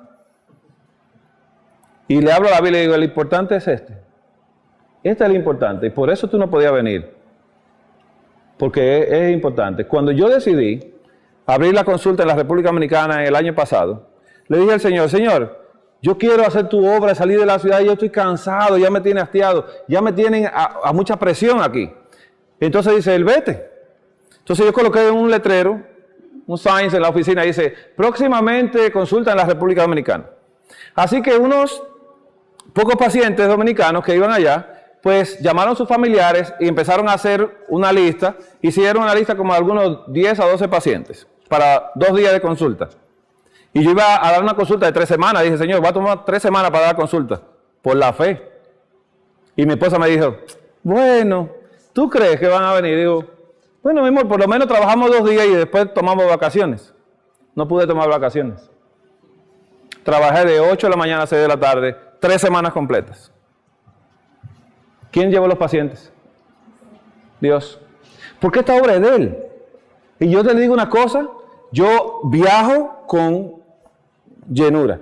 En julio pasado, pasé julio y la mitad de agosto totalmente trabajando todo ese tiempo y eso era lleno y rechazando personas. Y las personas corriendo a ver qué es lo que está pasando. A ver un loco que quiso creer en Jesús. Y a todos le hablo. Y me dicen, ¿usted podría coger más pacientes? Yo no cojo muchos pacientes. Apenas veo como 10 pacientes, 9 pacientes al día. Y eso es poco. Doctor, ¿cuántos pacientes se pueden ver al día en medicina? Hasta 50, 60 pacientes. Pero yo solamente veo esa cantidad y me dice, ¿usted puede, hombre, hablar un poquito más rápido? Digo, no, es que yo hablo despacio, yo soy muy bruto. Me toma tiempo analizar cosas. Y los pacientes tienen que aguantarse, porque a cada uno viene con una necesidad y yo le pido al Señor, ayúdame, porque ahí viene una persona que quiere verte a ti y yo te doy una mala imagen. Yo quiero que tú me ayudes a que Él te pueda ver a ti. Por lo menos permíteme que yo le hable y le diga, y el Señor me permite, porque la gente cuando llega allá es como si yo fuera un sacerdote. A ver si tengo que decirle 4 Ave María y 5 Padre Nuestro. Ellos van con esa necesidad. ¿Usted no se imagina? El mundo está pereciendo. Y déjeme decirle que la consulta mía no está llena de adventistas, pentecostales y evangélicos. Y gente que ahora está eufórica porque entienden que estaban erróneos. Eufóricas están. Y molestas con los adventistas están. Y yo no le puedo decir. Algunos sí saben, otros no saben que soy adventista. Porque ellos piensan que soy pentecostal. Así que en fílmicas que me han hecho en Nueva York por poco me sacan de la iglesia. Por eso. Pero no tengo nada que hacer. Tengo que ir donde me invitan. Tengo que ir donde el Señor me llama. Y esta gente aprecia este mensaje. Porque el Señor ha empezado a sanar gente ahí en esos lugares. Con mínimas cosas que hacen. Pequeños cambios. Y el Señor los sana. ¿Sabe por qué? No porque ellos se nutrieron bien. Sino porque el Señor quiere levantar testimonio en esos lugares. De que Él está sanando gente con el sistema que Él había creado desde el principio para nosotros. Hermano, si usted tiene alguna pregunta, ya yo lo quiero dejar tranquilos. Pero esta es mi oración hacia ustedes, que nosotros entreguemos nuestras vidas para que el Señor use esto para Él y no lo use para nadie más. Usted dijo, perdón, que la señora que tenía pocos recursos había vuelto a comer todo. Sí. No servía y siguió sana. Está sana todavía, está dedicada a esto en Pensilvania. La que usted dice, la que tenía el problema, ahora mismo le está volviendo el cáncer otra vez. ¿El cáncer de Sí. pero el de útero? No, la de útero está dedicada en Pensilvania a esta obra, totalmente, y es la directora de temperancia de una iglesia. La de que se le pasó el cáncer al otro seno, 3 meses después que entendió que la justicia de ella no era, 3 meses después todos los tumores se volvieron agua y está sana por la gracia divina. También está dedicada a esto. O sea, el Señor hace cosas para bofetearme a mí, porque lo necesito, la bofetada, y la necesita ella también, y entonces el Señor hace tantos milagros delante de mis ojos que no puedo hacer otra cosa. Ella mantuvo su fe y Siguió 3 meses más, y se fue a un sanatorio, y en ese sanatorio ella se consagró al Señor, y el Señor hizo el milagro de la sanidad. Usted, por ejemplo, dijo que está con dieta cruda, ¿verdad? ¿Cuál es lo que usted sigue con una dieta cruda? Bueno, yo entregué todos los libros a los hermanos, para que ellos vean la variedad de crudo que hay. Y se impresionó, ¿verdad? Muchas cosas que porque uno cuando habla de crudo, está hablando de lo que conoce. Uno habla de papa, arroz, frijoles, ¿no? Pero crudo no es papa, arroz y frijoles. Crudo ya el hermano vio que era crudo. Hay muchos postres, ¿verdad, hermano? Hay muchos postres en crudismo, mucha cantidad. Y hay muchas calorías también. En crudismo hay mucha variedad de platos. O sea, yo solamente ayer le hice algo ahí, fue a mala manera porque nos faltaron ciertos recursos a hacerlo. Lo que usted probó y eso. Lo hicimos así, pero hay una cantidad variable de cosas que se hacen en crudismo. Pero en el caso de aquí que no hay, ¿sí han podido seguir su... ¿Aquí? Yo he comido bien. Yo me he alimentado bien acá. Usted viene como me serví, ¿verdad? Me serví un poquito. Me sirve un poco. Exacto. Esta mañana nos dieron ahí un abuso doméstico, unos batidos, 2 batidos muy cargados de todo. ¿Qué tenía? Naranja, papaya, dátiles, después comí banana, bueno, avena, germinado, o sea que fue bastante fuerte.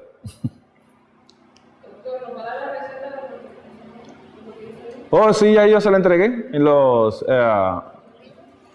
no, en los libros no, se la entregué en español totalmente, en los archivos de ustedes, se la entregué. Si no están ahí, pues vamos a revisarlo ahora para poder entregárselo entonces. ¿Cuál de las recetas? La receta donde estaba la ensalada sin pollo. Está ahí, y está la del Marañón también, está ahí también. Y otras más que están. Eso fue un curso que di en la República Dominicana, donde invité a una hermana de la iglesia que diera 4 o 5 platos cocidos, donde hay unas albóndigas de avena y hay otros platos cocidos. Entonces yo di el resto crudo. Y lo que hicimos fue que yo preparé todo, y lo llevé al lugar, y como eran casi todos de la iglesia pentecostal allá, salieron al mediodía de sus iglesias y pasaron por el restaurante adventista, donde yo estaba haciendo todo. Cuando llegaron ahí, nosotros les servimos la comida, y todo el mundo comió, sin ver lo que era. Y después que se lo encontraron bueno, empezaron a preguntar, y entonces después de la comida, dimos el curso de cómo se preparó cada cosa. Y así fue bastante efectivo, porque si ellos ven lo que uno está mezclando, empiezan a poner la cara. Y es que sabrá eso.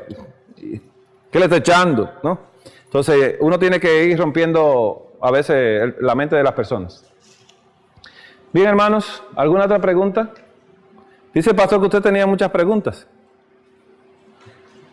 ¿No tiene preguntas?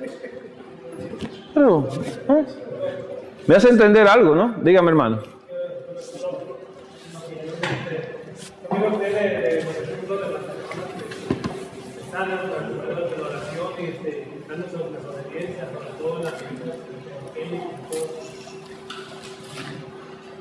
Mira, yo no digo que se sanan por el poder de la oración. Yo lo que sé que Naamán, Dios me dijo que Naamán no hizo dieta. Que lo sanó él. Me dijo que la que sangraba por 12 años no hizo dieta, lo sanó él. Que me dijo que a Jairo, la hija de Jairo, la levantó él. O sea, me estaba diciendo, mira, ¿tú estás viendo? Yo sané muchos leprosos sin dieta, sin reforma pro salud. Porque la sanidad soy yo. O sea, me estaba haciendo un énfasis en eso. Claro, una persona en la iglesia que anda en desobediencia, la fe nuestra no puede hacer nada por ella. Y dice la sierva de Dios, el Espíritu Santo, que ella pide que no se ore por ellos. Escuche esto. Dios no escucha eso. Eso es un insulto al Creador. Orar por una persona que está comiendo chancho y que para que se sane. O que está comiendo cosas en desobediencia. Dice Dios, no ores por ellos. No ores por ellos. Es una oración abominable delante de Dios. Entonces, yo entiendo eso. Ahora, cuando un paciente, alguien se decide y los hermanos cooperan y la están ayudando, aunque ella con incomodidad lo hace como Naamán, incómodo, pero por lo menos se está dejando, está brindando el ser para que se haga con ella ese trabajo. Entonces, ya es la fe del grupo que está trabajando en eso. Y está funcionando. Y la oración, esto no se puede hacer sin oración. Esto hay que orar todos los días y entregar todos los días a las personas que llegan acá, por cada persona hay que orar. O sea, esto es un trabajo bastante arduo. No es tan sencillo como preparar jugo y darle comida. Esto lleva muchas rodillas. Tiene que ver ciertas combinaciones, por ejemplo, cómo combinan ustedes los desayunos de frutas. Tiene que ver, porque en el Espíritu Profecía solo dice no frutas con verduras. Oh sí, el desayuno por la mañana nuestro era frutas con cereal hoy. Pero podía tener almendra molida adentro también, o nuez, o cualquier otro tipo de nueces. O sea, yo hago batidos en la mañana de fruta. Yo uso varias frutas y le coloco un puñado de almendra que yo he dejado en agua y todo en remojo. Y entonces lo coloco ahí, lo licúo todo y me lo tomo. O sea, eso hago a veces en la mañana cuando no tengo tiempo, ando rápido. Trato de batirlo e irme. De otra manera lo que hago es que me siento y como bastante cantidad de frutas. Y entonces mastico algunas semillas y ese tipo de cosas, hago así. Para el almuerzo casi siempre llevo algo preparado, hecho con semillas, o llevo algo que ya yo he deshidratado. Son una variedad de platos que, bueno, yo pues no puedo proyectar las fotos. Pero ustedes van a compartir con la hermana todo lo que yo dejé, ¿verdad? ¿Sí? ¿Los que grabaron todo? Se están calladitos, ¿eh? Como que hay un silencio como medio maligno. Hermanos, el que grabó todo lo que yo le pasé a su archivo de memoria, ¿lo van a compartir con la hermana? Erika, ¿tú te encargas de eso, por favor? Para que la hermana vea los libros y vea los platos, cómo lucen, cómo se hacen, las combinaciones y todas las cosas, para que usted vaya viendo, qué interesante. Porque algunos dicen, solamente no use más de 2 frutas, por ejemplo, en el desayuno. Ah, yo me como 6 o 8 frutas. En la casa del pastor Gambetta nosotros nos ayunábamos con 8 melocotones a veces, en la mañana. Yo me desayunaba así, porque esa es mi comida. O sea, para otros es un postre, tú ves, y toma un poquito solamente y después come mucho pan, mucho cereal y eso. O sea, para mí eso es la comida. Entonces yo empiezo, como fruta, una cantidad bárbara. ¿Y incluye pan? No, nosotros deshidratamos otras cosas. En el deshidratado se hacen una serie de panes también. Tenemos receta de uno que se llama maná bread, que es buenísimo, que se hace con fruta y nueces y trigo germinado. Entonces luego se pone a secar en la máquina y queda como si fuera un cake. Muy rico.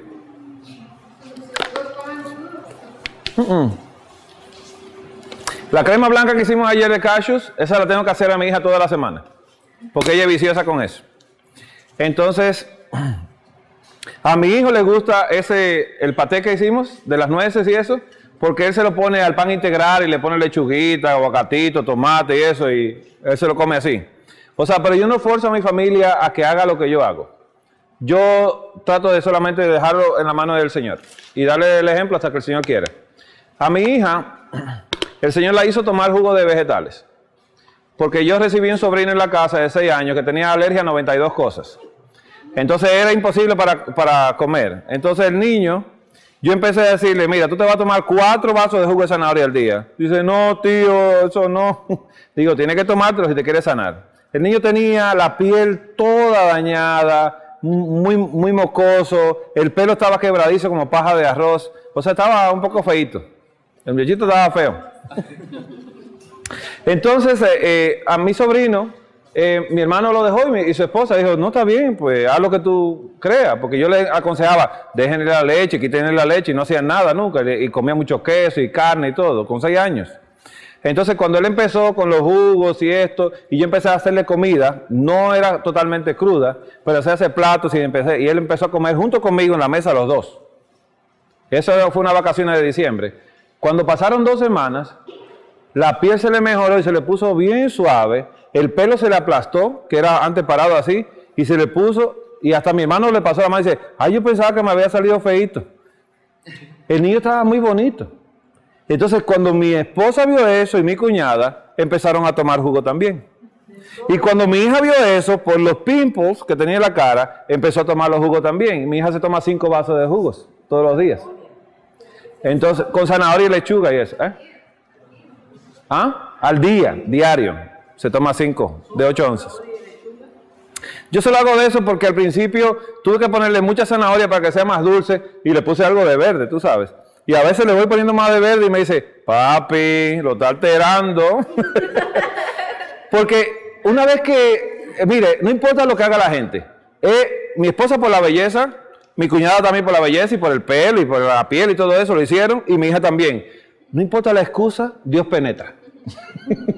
Entonces uno aprovecha eso en la casa. O sea, uno tiene que quedarse tranquilo, esperar el momento donde Dios toma el control y dice, esta es la oportunidad, vamos a hacerlo. Y se hace. Lo único que nosotros tenemos que estar firmes en lo que estamos haciendo. Si un niño ve a uno vacilante en las cosas, así mismo va a ser él, porque somos reflejo de eso. Entonces los jugos los da, por ejemplo, le da su desayuno, pero el jugo a la hora y así a la hora. Sí, ella tiene la opción del jugo a cada hora en la casa y se lo va tomando. La zanahoria tomándolo en exceso. Pone uno amarillo. Pone amarillo. Sí, se pone un amarillo pero sano, no amarillo con problema hepático. ¿Hasta cuánto tiempo da el jugo de zanahoria así para...? Mire, la zanahoria es la base por tanto betacaroteno y otras propiedades que tiene. Yo se lo voy alternando, como le digo, yo voy a veces bajándole y poniéndole más verde a ella, pero se da cuenta, tú sabes, y me empieza como a rechazar, porque yo estoy trabajando con el paladar de ella, hasta que ella se acostumbre y pueda tomar lo verde completamente. Pero al principio uno tiene que jugar con esto y tratarlo con lo que le gusta. ¿Qué te gusta eso? Pues cómelo. ¿Ves?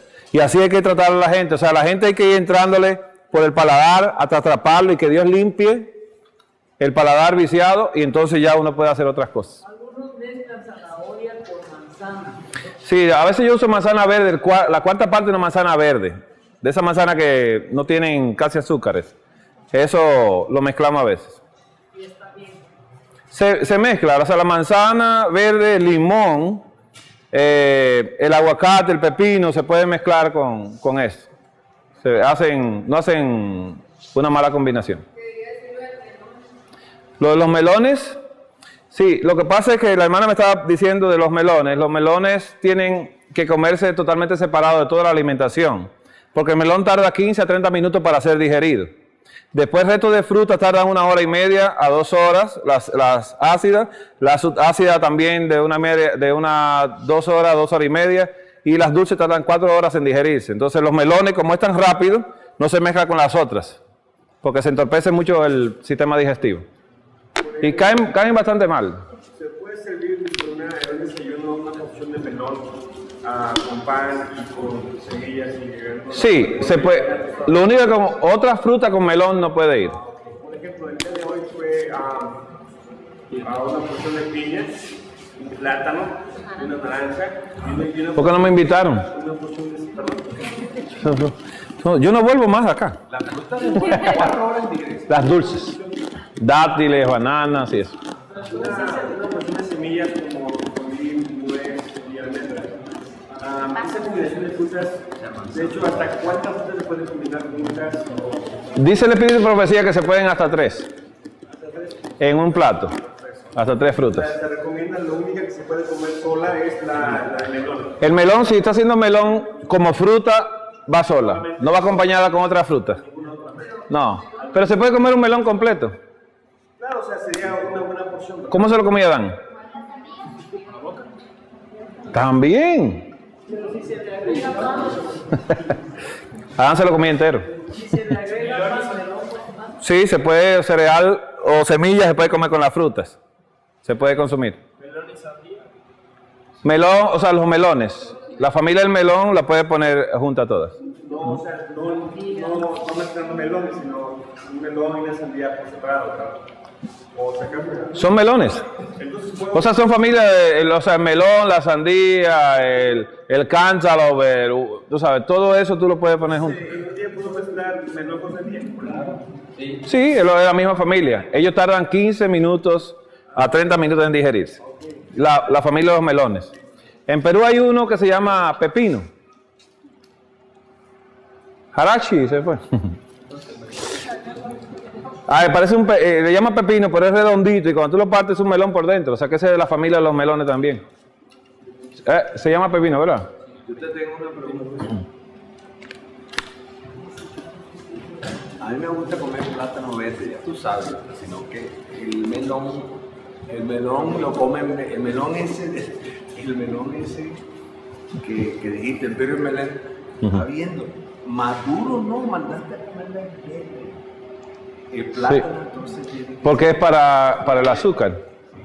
Entonces los pepinos se comen verdes. ¿Ves? Y se come verde el watermelon, o sea, porque es de la misma familia. Y esa familia se puede comer. Sí, cuando se madura, ya tú no te lo quieres comer, tú lo puedes notar. Si no, lo de adentro, sí, las semillitas saben muy buenas. Sí. Hermanos, terminamos entonces esta tarde. ¿Qué les parece si hacemos una oración? Que no hemos hecho ni una. Y concluimos con esto. Le doy gracias a Dios por ustedes. Sé que Dios tiene una intención muy buena y poderosa.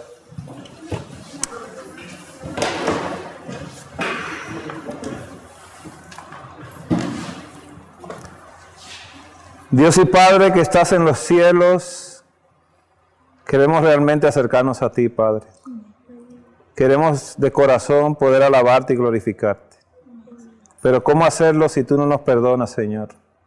En tu gran misericordia renovada en esta mañana, perdónanos, Padre. Ayúdanos, Señor, que en esta tardanza que hemos tenido de entrar en tus planes, tú puedas obrar en tu gracia, Señor, para que nosotros hagamos tu voluntad. Queremos entregarnos a ti para que tú obres el bien en nosotros, para que podamos nosotros compartir lo que tú siembres en nuestros corazones, en nuestras almas, para que la gente pueda entenderte a ti, pero que no nos vea a nosotros, Señor. Ocúltanos, Padre amado, detrás de ti. Ayúdanos, Señor, que cuando las personas vengan a buscarte a ti y te crean a ti, Señor. Así que obras tú el bien en nosotros. Cambia y transforma nuestros corazones. Ayúdanos a sepultar el yo, a llevarlo al altar del sacrificio y quemarlo allá, Señor. Y que tú puedas vivir por la fe en nuestros corazones, Señor. Padre, nosotros deseamos de que nuestro Maestro, Salvador y Redentor siga ministrando por nosotros, para que siga el proceso de santificación y se complete antes que Él venga, Señor. Queremos venir en esta hora a decirte que deseamos vivir contigo por la eternidad. Así que, Padre, te pedimos una bendición especial para todo aquel que está en este campestre, Señor. Para todo aquel que está en este rancho, te pedimos, Padre, que le bendigas grandemente con tu presencia, con la asistencia de tu Espíritu Santo, Señor. Que cada uno de estos jóvenes que se están preparando salgan a servirte a ti completamente. Que aquellos que van a venir, Padre amado, tú les prepares a ellos para que cuando los reciban puedan sentir que llegaron al cielo aquí, en este lugar. Así que ayúdanos a nosotros, a todos, a concentrar nuestras mentes y corazones solamente en ti, a quedarnos con Jesús en el lugar santísimo, Señor. Y que de ahí no salgamos ninguno, Padre amado, porque sabemos que si estamos en el lugar santísimo, obraremos como el Santo nuestro, como Cristo Jesús. Así que te pedimos una bendición, Padre, para aquellos que dirigen este lugar también. Que tú les asistas, Padre amado, y que nos ayudes a todos a superar nuestros defectos de carácter y que cada día nos parezcamos más a Jesús, que fue nuestro modelo que tú mandaste aquí a la tierra. Así que te pedimos esa ayuda a través de tu misericordia, a través de tu amor y a través del sacrificio de tu Hijo amado en la cruz del Calvario. Por los méritos de Él te lo agradecemos, todo lo que harás con nosotros. Amén, Señor. Amén. Solo que tiene que haber una pregunta importante.